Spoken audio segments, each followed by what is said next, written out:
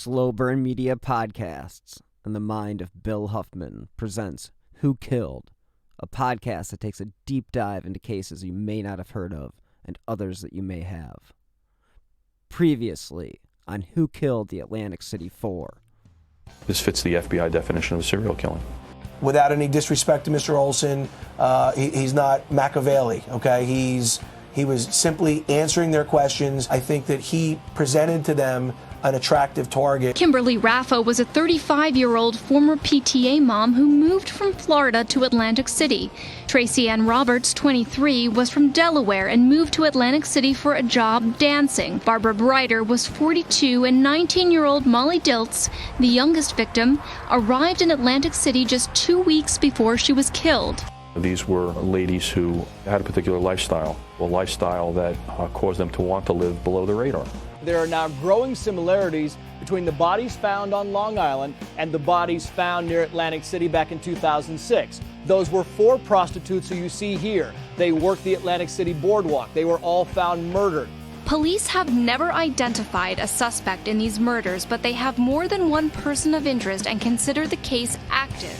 The question is, how many more, and will they lead to a suspect? So far, has not been the case.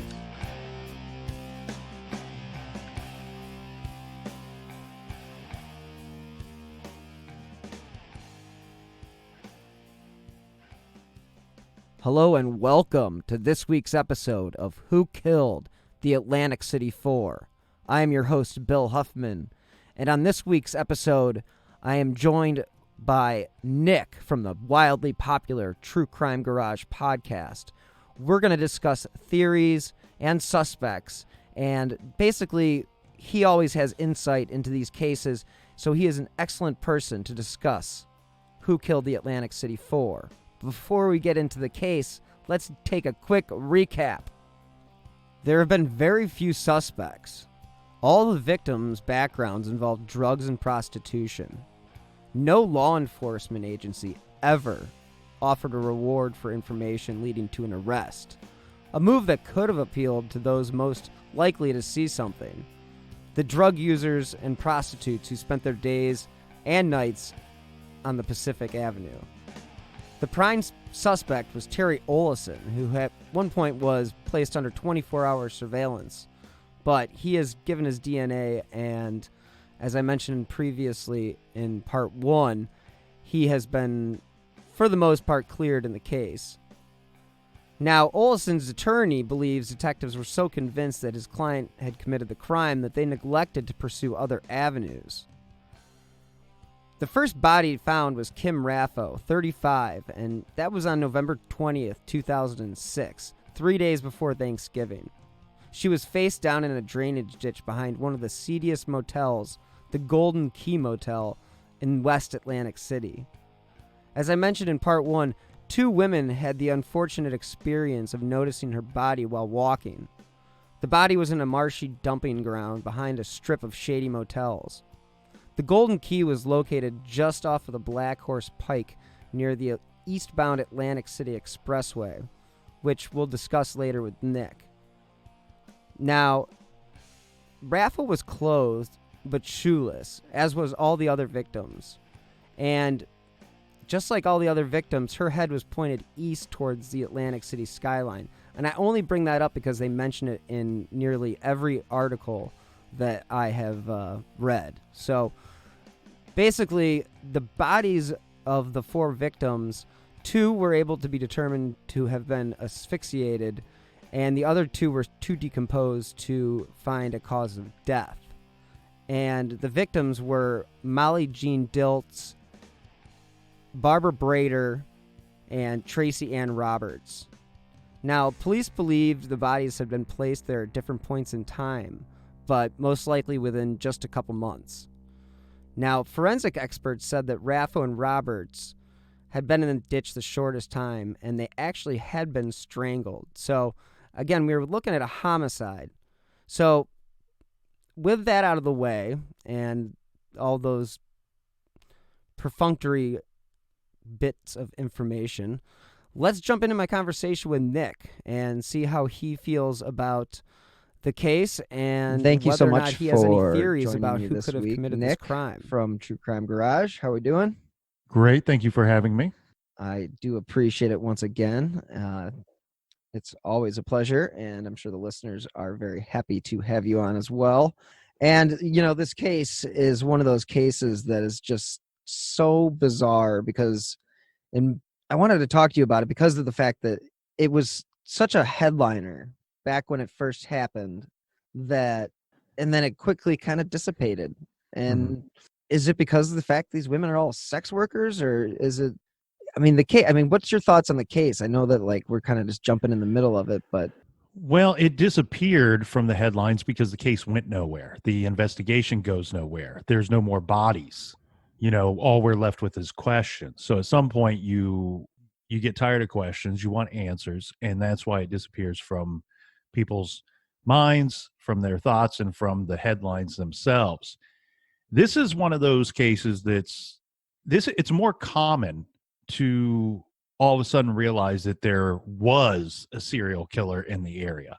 You know, Right. we watch movies and so often it's like the police are hunting a known serial killer. Most of the time the way that it works is they find a bunch of bodies and realize there's some creep out there that's murdering people. yeah, What very ha- similar to what the Green River killer. I mean, they didn't even know that was going on. Right, until the bodies started to Well, they found one, and then they found like 3 more. yeah. Yeah, and the thing here with this case and with this one in particular, the reason why I think that it has, let's say, stopped is I believe that this guy is killing within a very specific hunting ground. The issue being that the prey are easy prey because they live high risk lifestyles, but they're only easy prey because they don't know that they're being hunted. These are smart women. These are street smart women. These are probably very tough women that we're talking about. Once they are aware that they are being hunted, it's a whole different hunting ground. And therefore, he didn't just move on because of the heat from the police and the investigation. He also moved on because now it's going to be tougher for him to prey upon those same type of victims. Yeah. Yeah, I definitely think that the guy that committed the crimes was most likely. The thing that's so weird about it is the fact that these women were dropped at different times. Now, if they were all killed at one, you know, like it was a mass killing in one event, then I would think about it differently. But the fact that they were kind of months apart, you know, it was almost sequential, and you know the way that the bodies were lined up, there was some weird. You know, they kept saying like, "Oh, the bodies are facing towards Atlantic City," and like I don't know how much to read into that kind of stuff. But the drifter idea, I mean, the guy left. Yeah, okay, he can't kill there anymore. So where did he go? And did he just turn it off? Meaning his serial killer mindset. No, I don't think that he turned it off. I mean, we're talking about rapid succession here. We're talking about a 2-month time period and you've killed 4 people. You don't turn that off. What I question here is, has he done this before, these 4? Probably. Was there something in his life that pushed him into increasing this? Because what I think I see here is somebody who's got strangulation and sex are all one thing to this guy. They're all wrapped up into one thing. And that is his thing. And that will continue to be his thing. Again, he's moved on because now he can't hunt within those same grounds. And it's not just because of the police. Sex workers are tough individuals. They have to be tough because if they're not tough, they don't survive. And it's not from being killed by a serial killer. It's just the nature of the streets.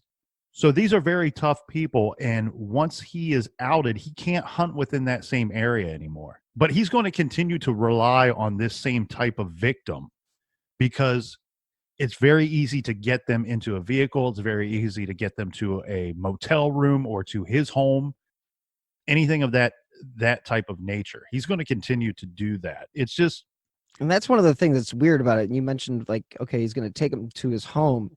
Well, that's where he obviously took him, or took him someplace other than the Golden Key where their bodies were found, because they never found like an actual crime scene other than where the bodies were located, which is a crime scene in itself. But they never found where these crimes were committed. Yeah, I wouldn't expect to see much of a crime scene given what we know or what we can infer from the newspapers and the reports that are out there. This is either he killed them at the Golden Key Motel or he killed them in a vehicle. And that's the troubling thing too. A lot of people will go immediately, your mind goes to, well, yeah, of course he walked into a no-tell motel, rented a room for $18 a night or something dirt cheap, and strangles her in the room, drags her out back, leaves her in this drainage ditch. It almost works better if you park behind there in a vehicle and kill in the vehicle. I mean, bodies aren't easy to move. Right. The other thing that I want to throw in here too is I feel like, all right, let's take this down a road rather than just jumping around here. So we can walk hand in hand together, Bill, and make discoveries along the way. Let's do it. When you are profiling a case, you really have to profile everything. You're profiling the offender, the victims, the area, and the situations. All of that is key to what's going on here. All of that is key to who our offender is.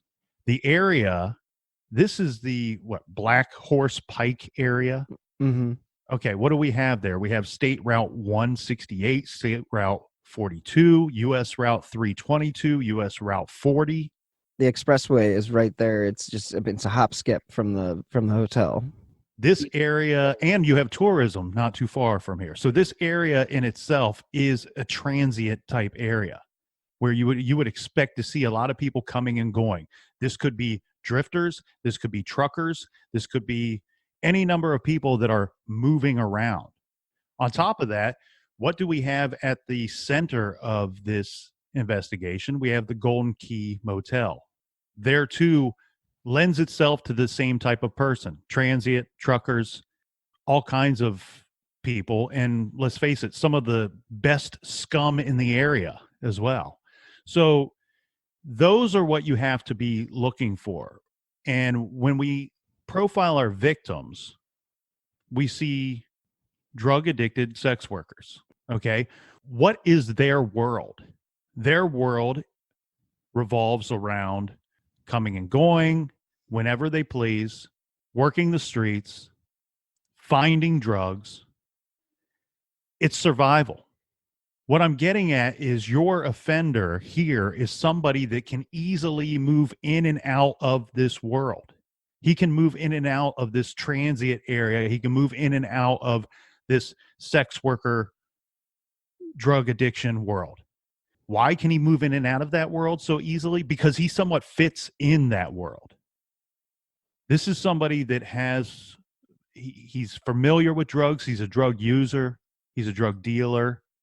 He has access to drugs. And I say that because when we look at the last victim, Kimberly Roth, age 35, what's very interesting about her is she's the one that's going to lead you to this guy. She's the one that you have the most information on because it's such a quick turnaround between the time that she, quote unquote, disappears and the time that her body is found. Right. She's your yellow brick road, your breadcrumb trail to the killer. What do we know about her? Well, we know that she was in some kind of, I don't want to say relationship, but she was hanging out leading up to her disappearance with some doctor. They look into the doctor's background. They talk to the doctor, and it sounds to me like they've cleared this guy. Yeah, I mean, there's only been one named suspect, and he was definitely not a doctor. So the doctor tells the police, I'm hanging out with her. She tells me she's leaving to go get drugs. Well, what does that tell you? The doctor has no drugs. The doctor has money. What is a sex worker out there doing? They're looking for money and they're looking for drugs. And that's it and that's all. They don't care about the customers or any of, the Johns or anything like that. They're looking for money and they're looking for drugs. She's only hanging out with the doctor because he has money. She only leaves the person who has money to go get drugs because the doctor does not have drugs. I think drugs is your connection and your power that this offender has over the victims. This is your way to lure them even into what they might consider to be a dangerous situation. These are very street smart women. Yeah, I was going to ask you, do you think that even with the knowledge that there was, like you said, he probably moved on to another area, but during the time that these women were disappearing, the women on the street were aware that so-and-so wasn't there anymore. And do you think that the drugs would have been enough of a factor to just been like, screw it, I'm taking my chance? Yes. And I go back to if they even knew that women were disappearing to begin with. This is such a quick period of time. We're talking, the information I have shows about roughly 2 months from start to finish. That's not a lot of time, especially when we're dealing with drug addicts. And here's the other thing with drug addicts. Okay. Almost all of them, what do we hear? You know what? Tomorrow I'm going to quit doing this shit. Next week, I'm going to get it together. And I know I've been saying this for the longest time, but next week I'm going to get it together. Don't be surprised if you don't see me out here on the streets here in a couple of weeks, because I made a phone call yesterday they're always getting it together. They rarely do, but they are always trying to get it together. Yeah, right. There's always a plan in place to make the next step and improve their lives, but they just got to have one last hit or one last night, and we know how that goes. It just is sort of a never-ending night. So if you and I, Bill, are hanging out on the streets together, and let's hope we're not in Atlantic City, because from my research, wow, a lot of people die there. We're drug addicted. We're not saying these people are bad people. No, that's not. This is what happens. This happens. It happens a million times over. It's unfortunate. Drugs are a horrible, horrible thing, and it's so easy to get hooked on a lot of these drugs, especially the ones when you look at the list with our 4 victims here. Mm-hmm. But let's say you and I are hanging out on the streets. We're addicted to drugs, and we've had some of the same conversations that I just said to you. That next week I'm going to get it together. I've made a few phone calls. I got a place to stay. Blah, blah, blah, blah, blah. And you don't see me. You're probably going to assume, hey, Nick finally got it together. Good for him. Good for him.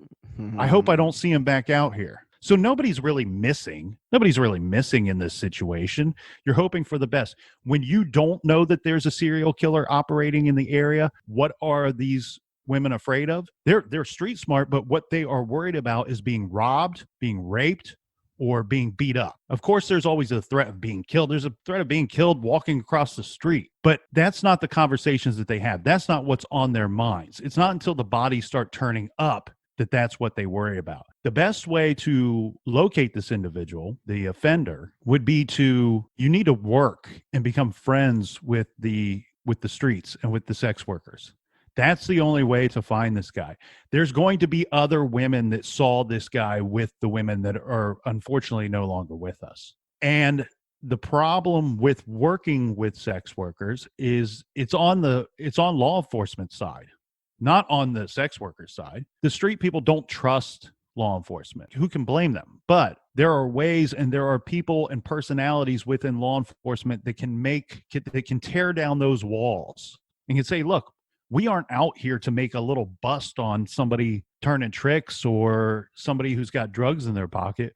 We're looking for a very, very dangerous man. We're looking for a man who's going to kill, kill, kill, kill. That's who I am after. You know what unit I'm from? Homicide. I don't care about your drugs. I don't care about anything else that's going on. We're working together for your safety and for the safety of this community. It's definitely it's not their fault. I mean, drugs will do this. And we've seen it a million times. You've seen it in a million of the cases that you've covered, or at least read about, that once they get you.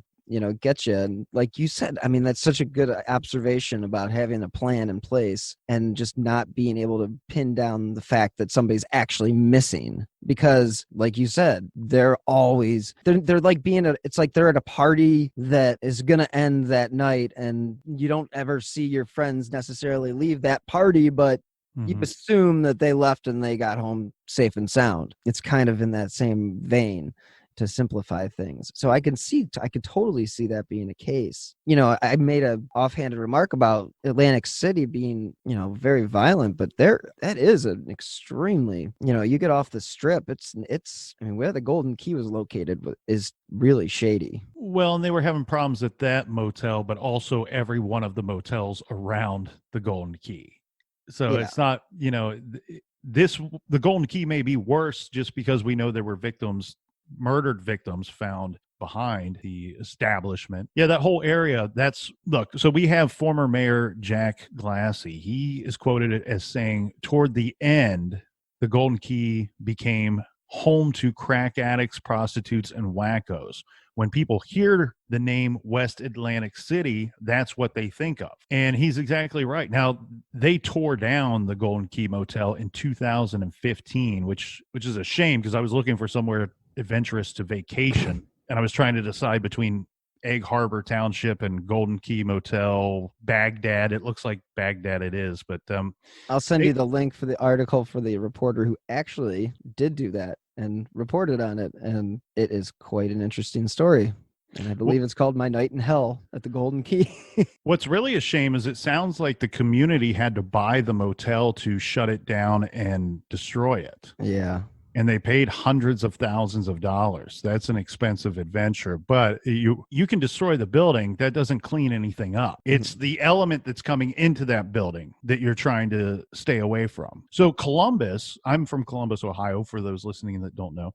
In Columbus, Ohio, we had a similar problem with some of our little pockets, especially like east side, north side. Well, actually, now that I think about it, it's all four sides. But there were these hotels and motels that were filled with sex workers, filled with drug addicts, and filled with violent individuals. And there was a lot of crime around these hotels and motels in these little pockets. And Columbus had a really interesting concept that they came up with to clean this up. Because what most people don't understand is that the owner of that motel, the owner of that hotel, most of the time they have no intention of cleaning anything up. They don't care as long as rooms are sold. They don't care as long as there's a population that it serves. And so when you have an establishment that's unwilling to police itself, that's willing to allow laws to be broken within its four walls and on its grounds constantly, it's tough to really control that situation. So what Columbus did was they changed the hotel and motel licensing. So you have to hold a license to be an owner of a hotel or a motel. And what they do now is you have to renew those every year instead of getting a license that would last you, let's say, 5 years or 10 years. The reason being is after a year, when you come to renew your license again, we're going to go, okay, well, how many police calls have gone to your establishment? How many times have we busted in doors for drugs and picked up offenders in your area? And you're allowing this to happen. When we see this happening over and over and over again, we know you are allowing this to happen at your establishment. So guess what, Bill Huffman, your seedy hotel that you're running, you do not get to renew your license this year. Man. And then that building sits there empty with nobody coming in and no income going into Bill Huffman's pocket for a whole year while you pay taxes on it. And the property just sits there declining. And then you can come back a year from then and you can file again and reapply for your license. And if your record is good, we will issue you your license and you're back up and running. You would be shocked at the success that program has had here in Columbus. And I think that's something that really should be adopted everywhere. That's a very good point. I can even think about areas in Columbus, even when I've come down to see you, areas where I remember there being kind of shady motels just off the highway, off of 71, and you just, there's newer, there's better. And what are these doing there? They're basically just crime havens, and it is good that there is something in place to, kind of control that. We actually had something similar. I mean, just in the city to the north, not to the north, to the south of me. To the north is Lake Erie. That's not going to work.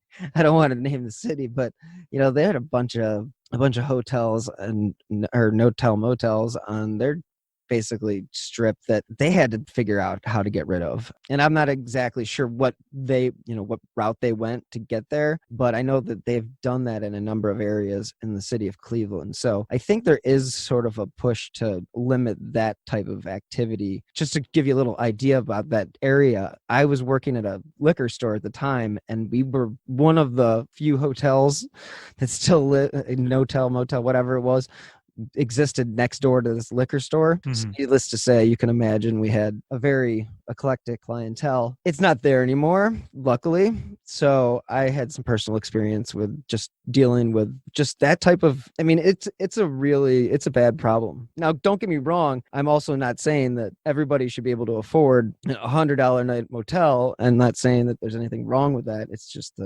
No, but the reason why the place is a problem is not because it's cheap. It's a problem because people are going there not for the reasons that somebody goes to a hotel that costs $100 a night. Most of them have very little intention of staying there for a night. If they are staying there for a night, it's because they want to get blacked out, drunk, or drugged up and shoot up. And again, the issue is we all know of these types of hotels or motels, and we go, oh, that place sucks, or I wish they wouldn't let so many dirt bags in there. But in reality, the place sucks because the owner says, you know what, this is my clientele and I'm making money, so I'm fine with it. Yeah, it was exactly. They're condoning the bad behavior that's going on there because it puts money in their pockets. And until you change the owner, you're not going to change the people going in there or the activities going on in and around that property. And I think if you look at the area where it is, where they tore down the Golden Key, I mean, it's not like they tore it down and put something like a shopping mall or something else. It's just a big empty lot now. Right. I mean, it's like, okay, it's gone, which is great because there's no other place to stay, but man, I mean, I think that the whole area is just so depressed. It's sad. Well, and I'll tell you what, I want to give that former mayor, Jake Glassy, a little bit of credit too, because this is not a former mayor that lives in some fancy neighborhood that's just condemning an area. From my understanding, this guy lives like blocks away. So he's living it, he's living in it. And it seems like he's led the charge against and for cleaning up that area. So anytime you have somebody who's willing to take that on, because I mean, you do have to deal with a lot of owners that basically are going to say, hey, you're trying to get rid of a place for low income people, and it's not what the goal is. The goal is to clean up the area to a degree where people feel safe to be staying. The title was The Motel from Hell, by the way, in the article, and I'll send it to you and I'll post it in the link in the show notes. But it was just a blight, and there's so many of those across the country. I mean, you think about all the different cities, and I mean, yeah, we can think about New York City. We can think about blah, blah, blah. They've all got fabulous hotels, this, that, and the other. But think about middle America. Like you mentioned Columbus. Yeah, Columbus was probably a haven for that type of thing. But what happens when you get south of Columbus, or you get towards West Virginia, or you move towards closer to the Mississippi? I mean, that's I think a reason why a lot of our country deals with opiates and meth issues. And, these places can be used for so many different things. It's not just a hotel. I wish it was, but that's just my 2 cents on that one. I didn't get on my soapbox, but as far as the suspects go, what's your thought on the Olsen character, Terry Olsen, who was staying there? I mean, he did you see that he had been charged with filming his? Yeah, he's a bit of a voyeur, isn't he? Yeah, he's a creepy guy. He's funny for several reasons. One, this is not the first time that we've seen a woman scorned call the police and say, hey, my boyfriend, husband, ex-husband is a serial killer. Investigate him. I believe that was the Happy Face killer, Keith Jesperson. There was somebody arrested for one of the murders that he committed because a woman was upset with her boyfriend and called the police and said, hey, my boyfriend killed this woman. And so we've seen this plenty of times. We saw it when we discussed Amy Mahalovic, that there were plenty of ex-wives or girlfriends or whomever that would call police and say, hey, my so-and-so that I was once in a relationship looks like the guy that you're looking for, looks like the composite sketch. Right. I'm not saying that it's not Olsen. It seems to me like he's been fairly cooperative, even though he is a creep. He's been fairly cooperative and upfront about somewhat helping. I mean, he's provided his DNA. He's answered questions to the police. He's telling police, in my opinion, reading between the lines here, I think he's telling police, yes, I'm a creep. I'm a dirtbag. I videotaped or took snapshots of my girlfriend's daughter undressing, but I'm not a guy that would go out and kill 4 women. So I feel like it's not him. I feel like he's an interesting little story along the way here, but it's not him. I actually like this other guy a little bit more, but the problem with the other suspect that's been named, there doesn't seem to be much information out there. If there is, there's not much that I could find. What I was able to find was Christina Corbin from FoxNews.com had spoken with a prostitute named Denise Hill. She was, like a self-identified sex worker, and she had brought up the name Eldred Raymond Burchell, who called himself the Riverman. She thought, well, that's odd because that's what they called the Green River Killer and yada yada yada. So she says, the sex worker says that she believes he's the one that killed it, and that he also confessed to her. Again, that's it. That's all. Like, that's one article, and everything I've seen is that the 2 people, you see some articles where only one suspect's been named, but then you see in Wikipedia, obviously, and then you see it in foxnews.com. And like, there are other people that have been named, but those are the only 2 that have really been put out in the press. And the police have kind of gone and said they're not the guy. And especially since Olsen turns DNA in. He was a creep, but I think it's ironic that he's sitting there and there's 4 bodies right behind his hotel. And that's just kind of like, what do you think about the dump, like that area, like where he was dumping the bodies? I mean, if he wasn't doing it at the Golden Key, do you think he just felt comfortable doing it there? I mean, or did you think that he was hoping? Because what I had read one time about this case was the different thing between the Long Island serial killer and the Atlantic City killer is that the Atlantic City killer wanted to get caught, just the way that they left the bodies. Okay, so Did we talk about this? No, let's address that first. Okay.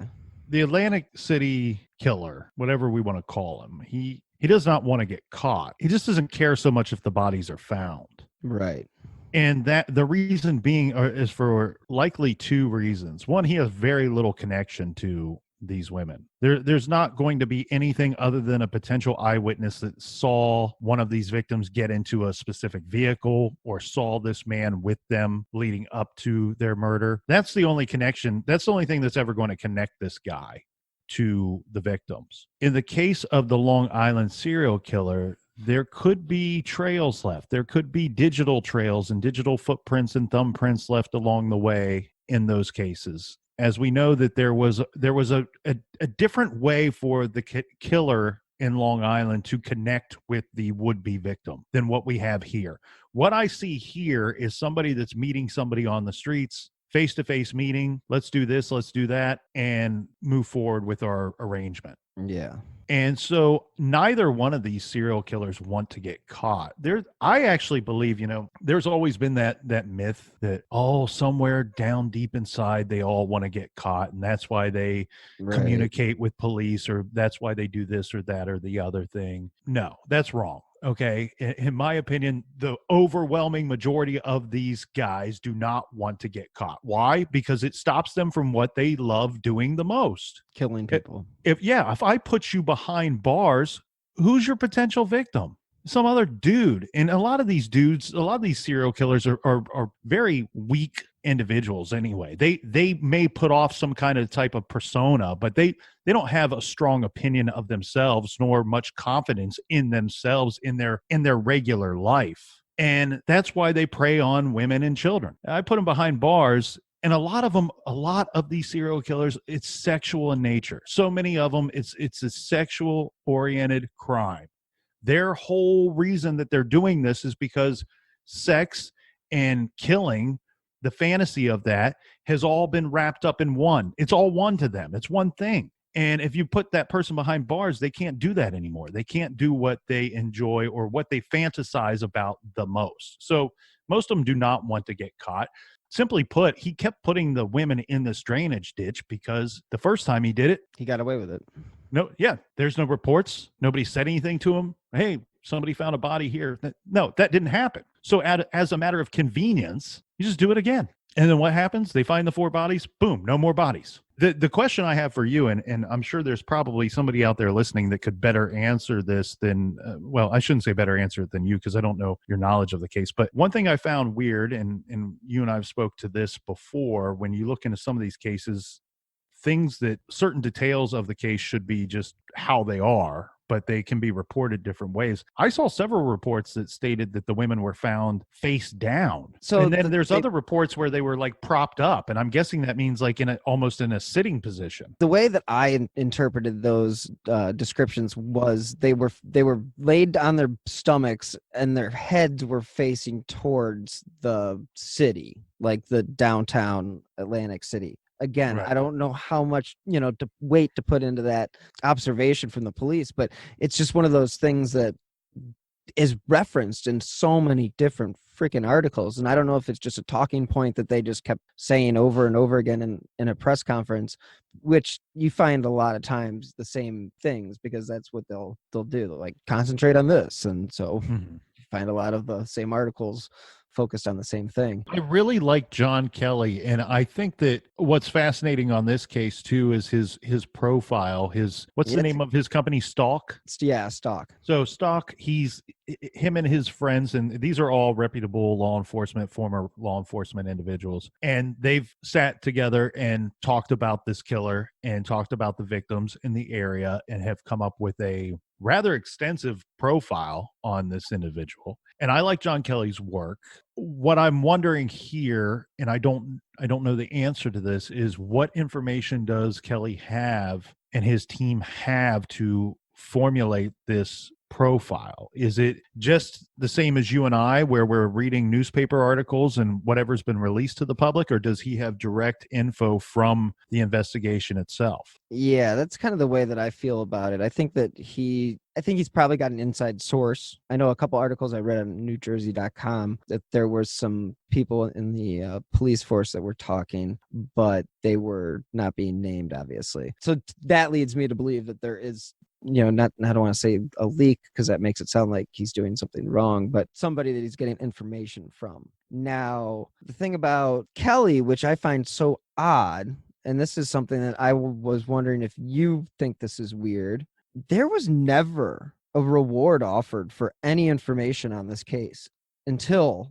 Kelly got involved 8 years after the fact, or 6 years after the fact, or whatever it was, but it was years after the fact. You could have offered a reward. There was not even, like, they gave one press conference about it, about the whole case. That's it. I don't think a lot of that has any direct relationship to any of these events, have any direct relationship to any other event. I really feel sometimes in these types of situations, the reward money comes about because there's nothing going on with the investigation. Mm-hmm. And it's just a way of one, putting it back in the paper and back in the news.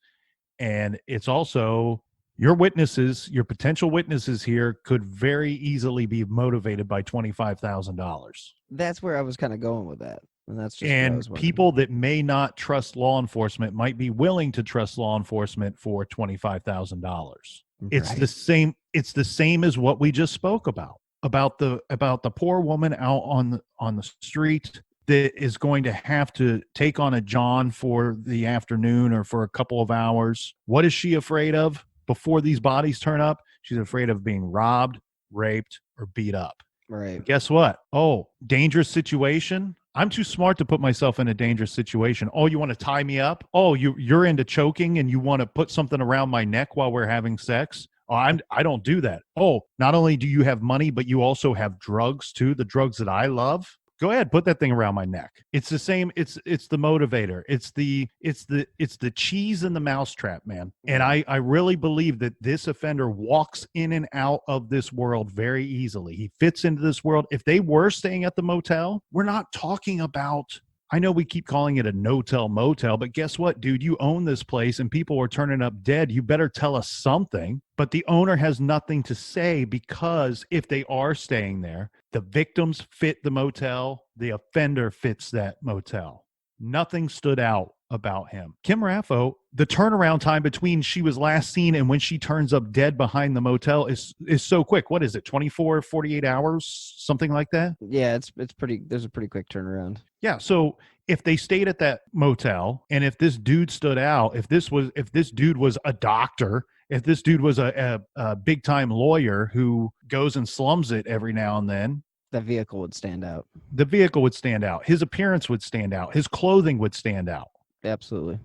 This is a dude that fits in this world. He looks like a drug addict because he is. He looks like somebody that stays in a $15 a night motel because he does, even when he's not killing. His vehicle that stayed parked behind the motel while he was dumping a body in your drainage ditch doesn't look out of place because there's been vehicles that look just like that one in that same area. He fits the world. And that's why he also doesn't stand out to the other working girls. He doesn't have a name or a reputation within those circles. If he did, they would know about him. Gary Ridgway didn't. He was going back to the same streetwalkers over and over and over again for decades. And guess what? Nobody ever reported him to police, even though the girls were working with police on the down low. They never reported him because his vehicle fit into the area. He fit into the area. He didn't look menacing.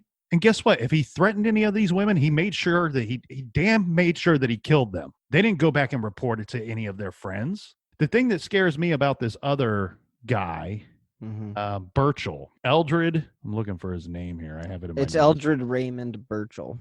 The thing that scares me about him is what very little we know about him is a lot of what I've been saying. He's in the world. He's reported by another sex worker. Yeah, and the last report of him from that sex worker is from that same article is that his whereabouts are currently unknown. Right, because he's had to move on to another hunting ground. And for him to call himself, if this is in fact true, if he's calling himself the Riverman, that is scary in itself. That's not, the Green River Killer is what most people on the streets or most people would know Gary Ridgway to be. The Green River Killer. He doesn't call himself the Green River Killer or the River Killer. Mind you, these bodies, the 4 Atlantic City victims, are all found in or near water, and he's going around calling himself the Riverman. The Riverman was the name that Ted Bundy gave to Gary Ridgway before Gary Ridgway was known to be the Green River Killer, because we all know Ted Bundy wanted to manipulate the system and save his own ass and to avoid the death penalty as long as he possibly could. Well, one of his ploys to do such was contacting police and saying, "Hey, I'll help you find that Riverman."